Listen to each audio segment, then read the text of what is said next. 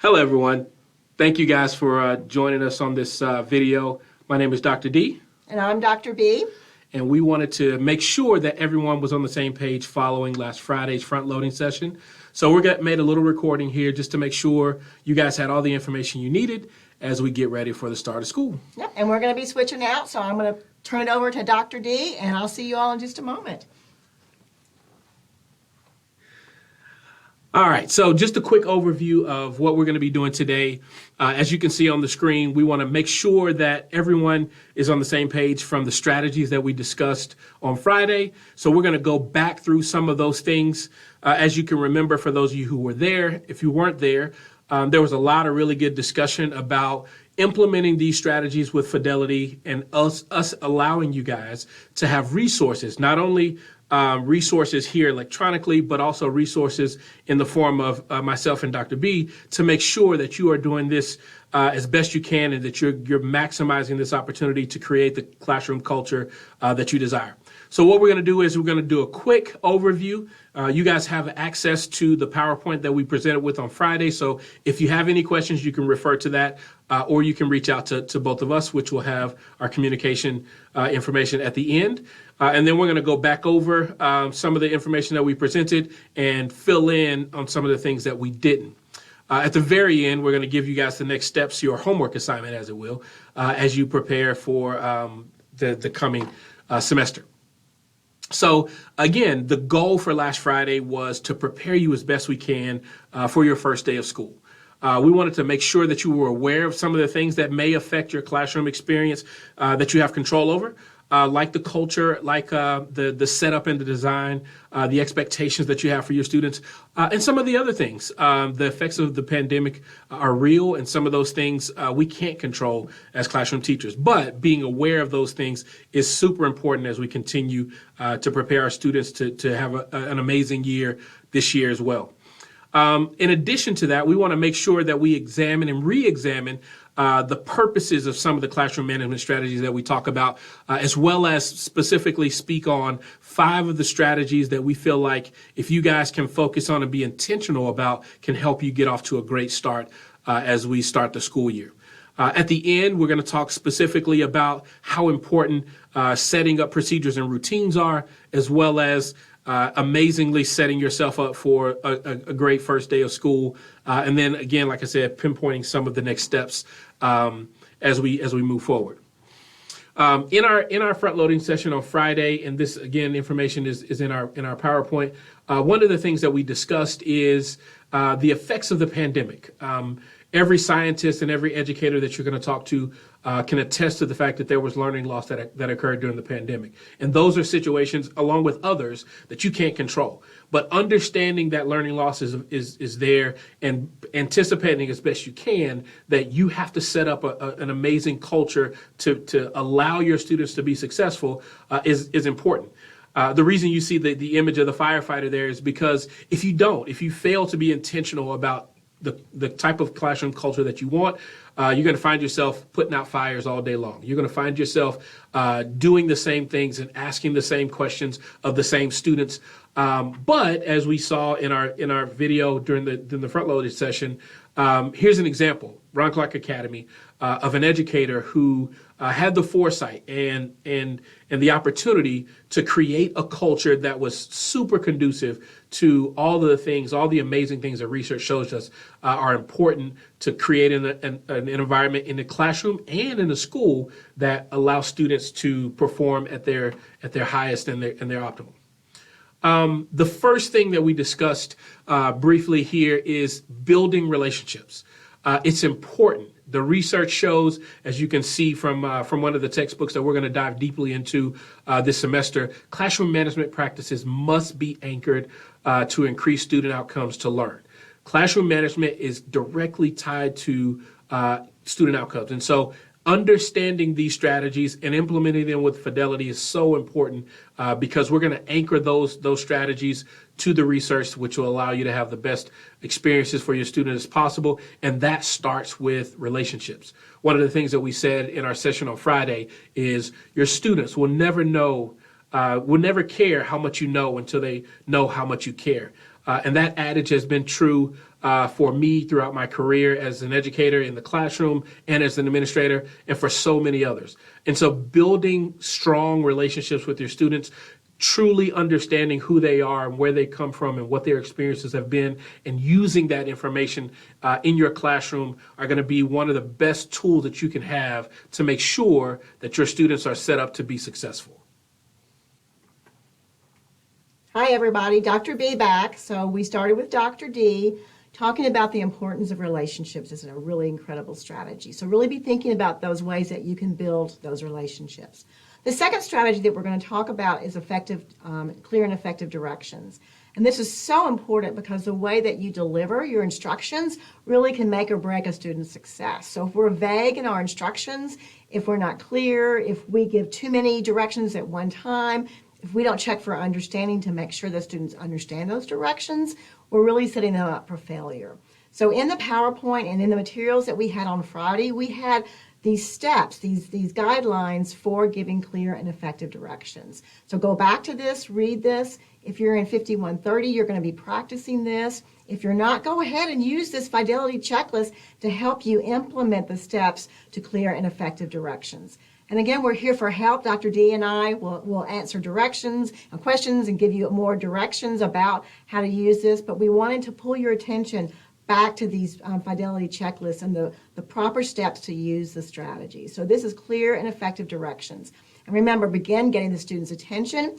You don't want to give directions unless you have everybody, 100% of your students paying attention. Make sure they're clear.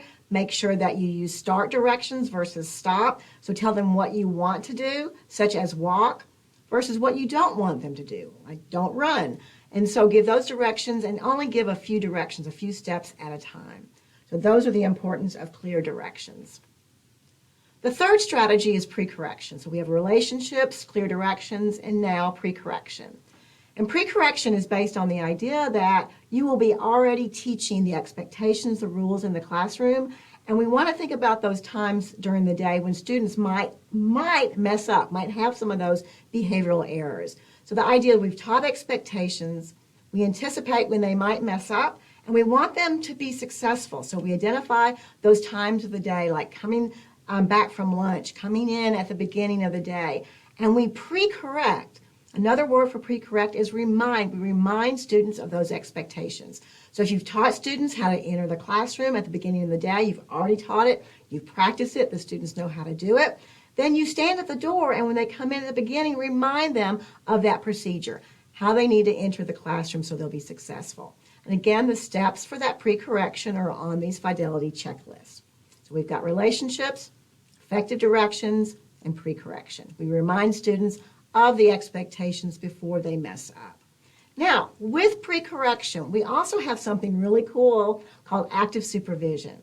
And the idea is that once you give a direction or you have an expectation that the student should follow, you need to be actively supervising. You need to be walking around that classroom, scanning, looking around that classroom, seeing who's complying, who's on task, who's not on task, making sure that you have room in your classroom to be able to circulate.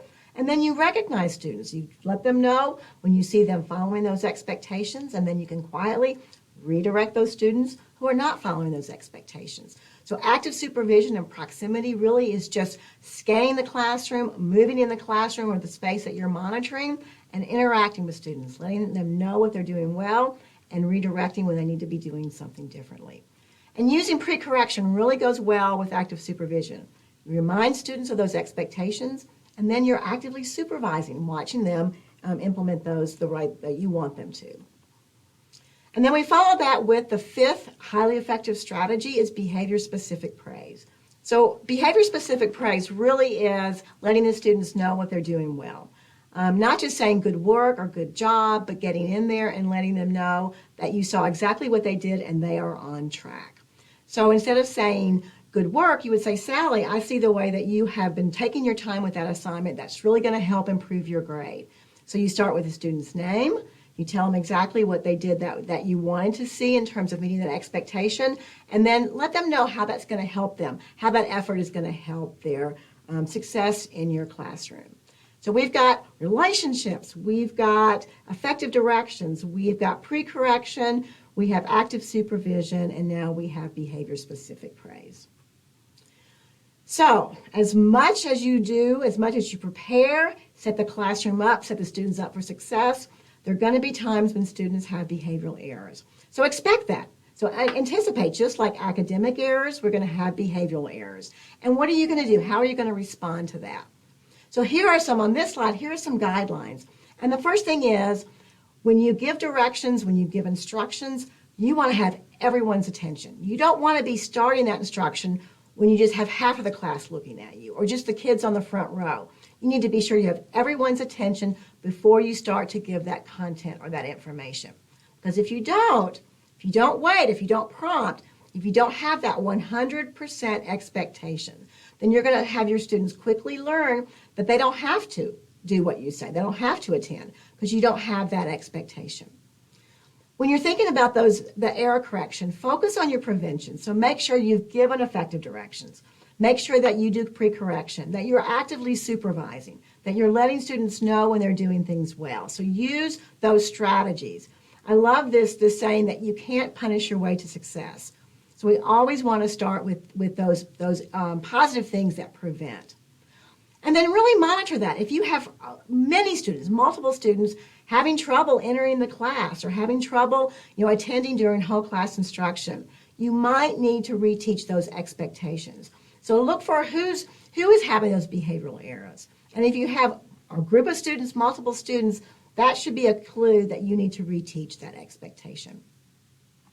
And this fourth point.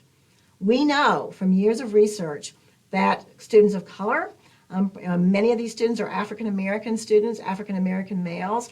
We know that teachers disproportionately use harsher punishment strategies with those students. And it's not that those students are exhibiting more complex, more serious behaviors. Many times they're doing things that other students wouldn't be disciplined for.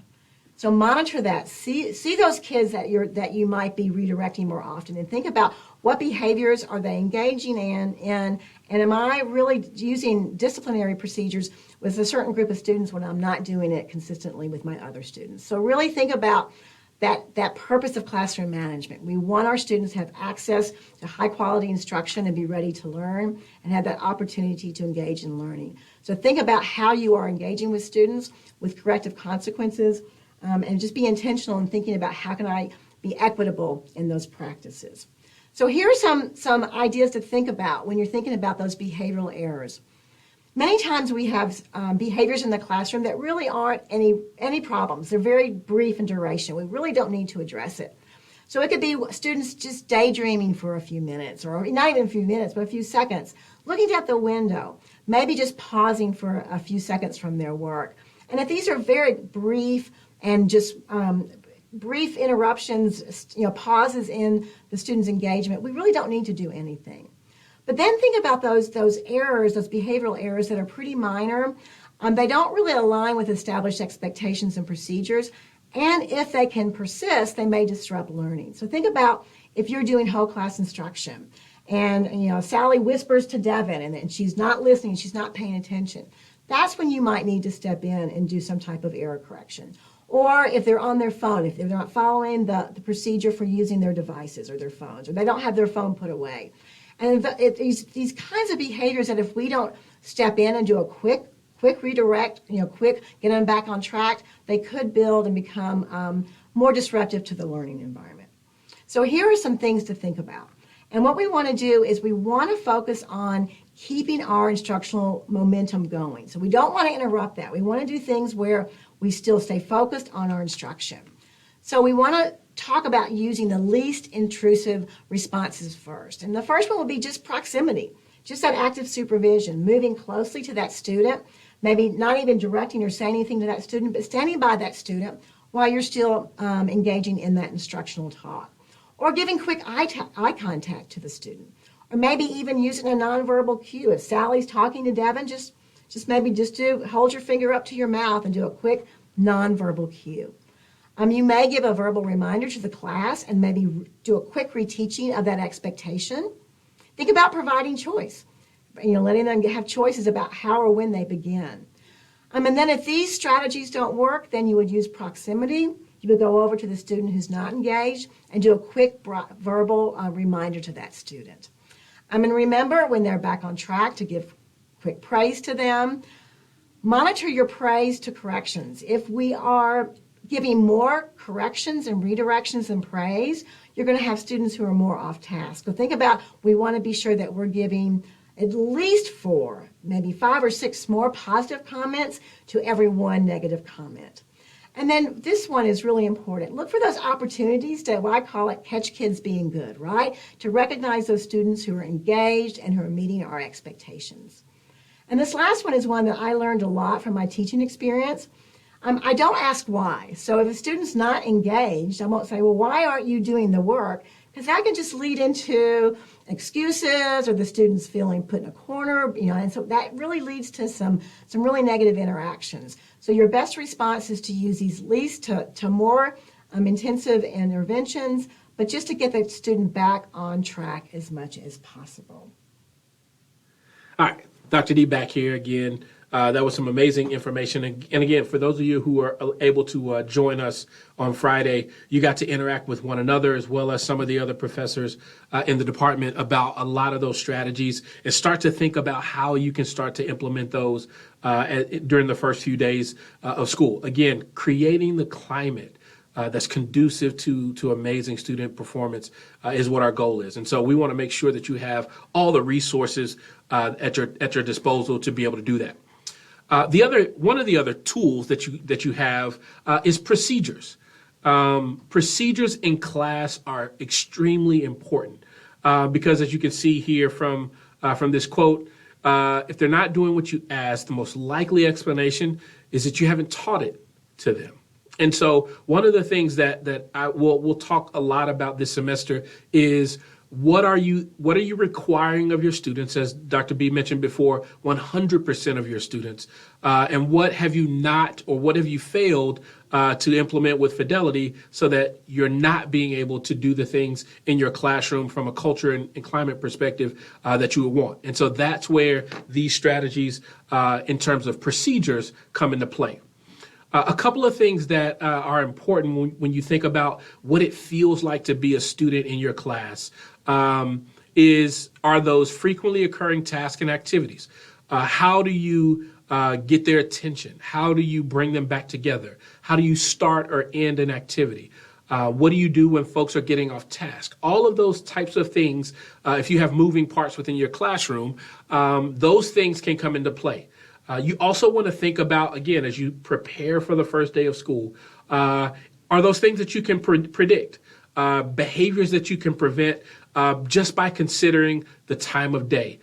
Is this a time early in the morning where kids come in and they're kind of groggy? Or is it late in the day where they're super excited about getting outside and getting home? Those times right before and after lunch.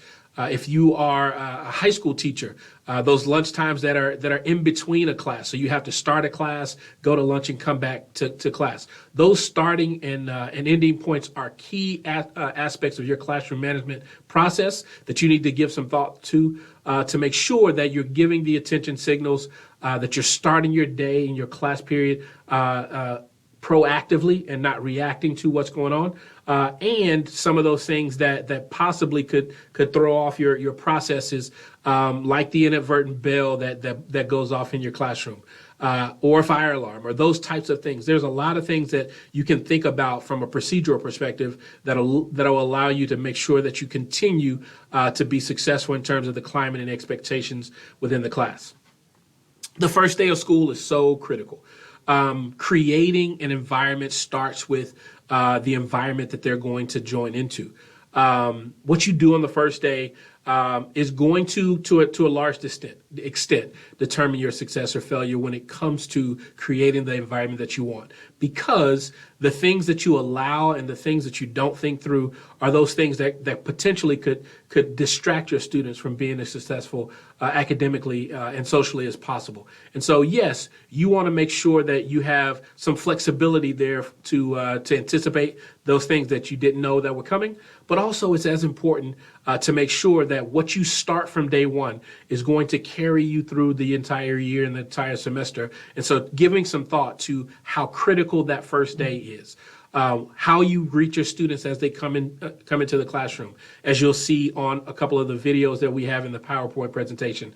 Whether it's a really funny handshake that's unique to every student, or it's just you simply saying good morning to every student and giving them a warm smile. You'd be surprised at how many times students come to school and never have positive reinforcement from an adult throughout that day or up until that point. And so what you do and how you do it on that first day is really important.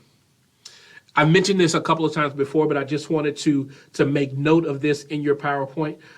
There are going to be things that are unexpected. In the Nashville area, there are a lot of things associated with the coronavirus that are still in our community right now, and a number of different districts are handling that in a different way. There are going to be things that are unexpected throughout your day, throughout your semester, and throughout your year. And so talking to your mentor teachers, talking to other teachers that are in your building or on your grade level is going to be hugely important as you prepare for the unexpected. Making sure that your folder and your information for a substitute are ready. I know you guys are iron men and women, and you never are going to miss a class and you're going to be there every day. But in the event that something happens and you have to miss a day or you need a substitute, making sure all of that information is there for them and easily accessible so that your students don't lose a day because of an unanticipated situation.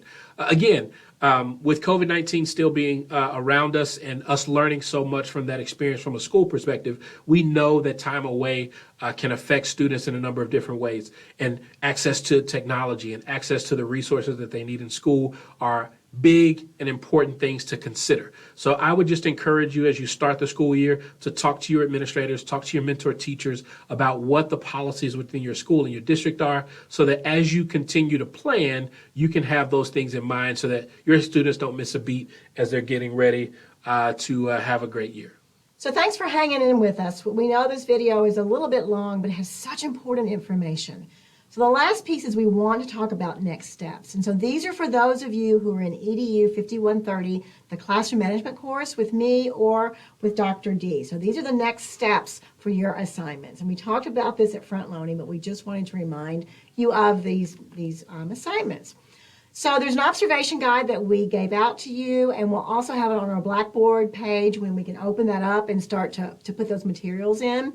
But it's an observation guide that you got at Frontloading, and it just takes you through different types of prompts, different types of questions, information to find out in your school. And you'll be aligning that with the team rubric.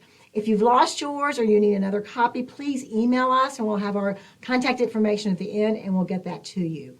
That's not just a gift to someone to fill out, but it's actually interviewing, typing up the information that you find.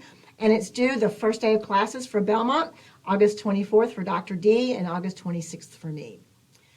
The second piece is the strategy practice. So all those strategies that we went through, you have fidelity sheets, so you need to practice them at least once, but the requirement is one time, and there's a reflection. So we'll show you that sheet here again in just a moment. But practice, do a written reflection, and do a video reflection. And we'll talk just a moment about what that video reflection is. But practice those effective directions, pre-correction, active supervision, proximity, behavior-specific praise, and minor error correction. And again, those are due posted on Blackboard for the same dates for the first day of class. So you can do this on your own time, but we just thought, Dr. D and I just thought about some ways to help you chunk this, because I know you're going to be really busy. So this is just a suggested timeline for you. But the first week that your students are back, pick one strategy, a strategy of your choice. It could be giving effective directions, and just focus on that one strategy. Use your fidelity checklist, self-monitor those steps that you implemented, do the reflection. And then the following week, once you've kind of gotten your footing in your classroom, then do the rest of them with a written reflection. Again, it's up to you how you want to do it, but that is just our suggestion. Now, the video reflection we didn't really get into in the front loading, but we thought about maybe you could just record this over the weekend of August 20th, 21st in time for the first day of class.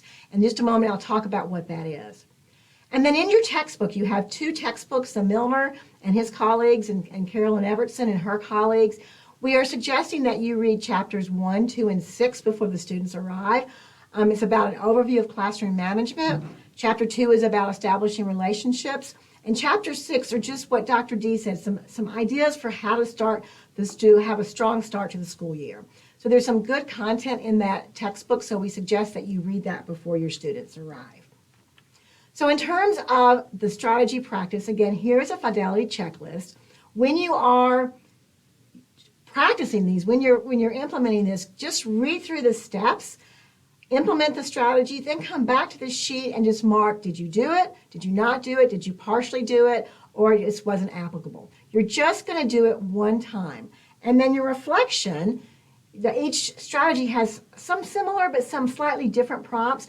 Then you're going to go in and type in on this form examples of the strategy, how many steps did you follow correctly, did your use of the strategy support student success, how did it or did it not support student success, if you did not see evidence of student success, would you do it differently, and what steps do you need to work on. So for each of those strategies, you are going to write that reflection, but for your video, what we want you to do is just get your iPhone or just any type of video capture that you want to use and record just a 3 to 5 minute video where you reflect on just one of the strategies that you practiced.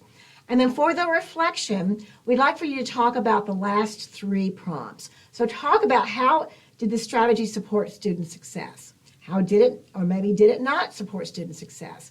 And then if you did not see success, what would you do differently? And what steps do you need to work on? So we're going to be doing a lot of this type of practice in terms of throughout the semester, but we just want to get your feet wet in thinking about how you're going to practice and think about how effectively and accurately you are implementing that strategy. Well, welcome back again. We've got both of us here, so we just want to remind you all that you're not in this alone. You've got us, and we're going to show you, we've got all the faculty and staff in the College of Education. You've got each other. You've got wonderful mentors, supervisors in the field. So we've got it. We've got this because we're all in this together. And we just want to remind you that God, through Christ, always reminds us that He is with us and with our community. He belongs to us, and we belong to each other as members of the community. And here's our contact information. Dr. D reminds everybody that we're just at the drop of a hat. Just reach out. We have a 24-hour rule, but typically we get back really quick, and just within a few hours. So please let us know what questions you have, and we're with you. We're with you. You guys got this. It's going to be a great year. You've got the tools that you need to be successful, and now it's our job to help walk alongside you to make sure that you use those well, and your students have an amazing year. Yeah. Bye. Thanks for hanging with us.